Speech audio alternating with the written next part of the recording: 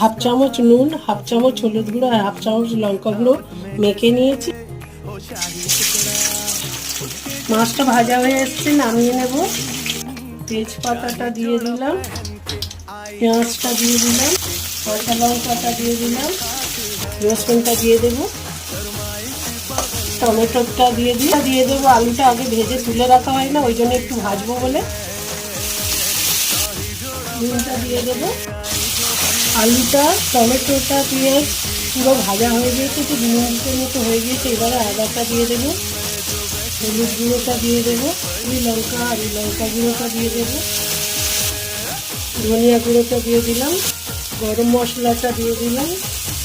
2 গ্লাসের মতো জল দিয়েছি, এটা সেমে দিয়ে আমি আরও 10 মিনিট ফোটাবো। ঝালটা হয়ে গিয়েছে।